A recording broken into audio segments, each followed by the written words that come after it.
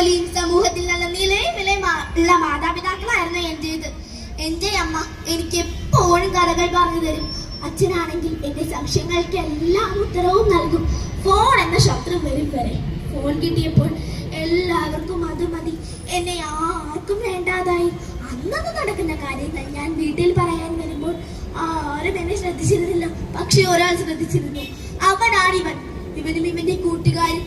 ആദ്യം കുറെ മിഠായികൾ, പിന്നെ കുറെ പുക, സിറിഞ്ചുകൾ, അവസാനം നിറങ്ങൾ കെടുത്തുന്ന വെള്ളപ്പൊടി. ഇപ്പോഴൊരു ഭ്രാന്താലയത്തിലെ അഴിക്കുള്ളിലാണ് ഞാൻ.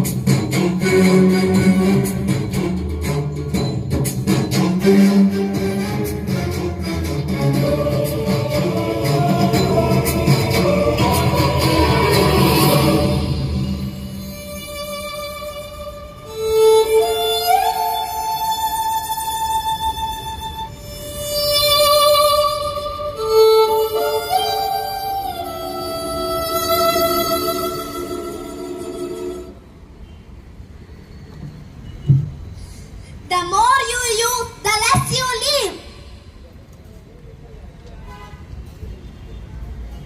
ജീവിത വിജയമാകണം ലക്ഷ്യം. ചിന്തിക്കൂ, പ്രാർത്ഥിക്കൂ. പറ്റിക്കപ്പെടുന്നതിൽ ജാഗ്രത വേണം. സ്വന്തം ജീവിതം കാർന്നു തിന്നുന്ന ലഹരി നമുക്ക് വേണ്ട. Say no to drugs. ജീവിതമാകണം ലഹരി. രക്ഷിതാക്കൾ കൂട്ടുകാരാവണം. ലഹരി ഉപേക്ഷിച്ച് ആരോഗ്യത്തോടെ ജീവിക്കുക.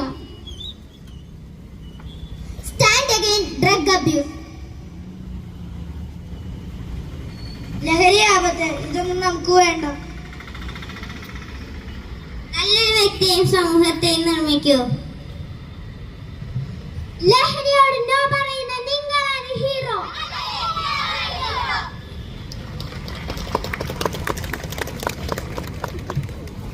ഇളം തലമുറ പാഠമാക്കുന്നത് മുതിർന്നവരെന്ന് അഹങ്കാരിക്കുന്ന നിങ്ങൾ ഓരോരുത്തരെയുമാണ്.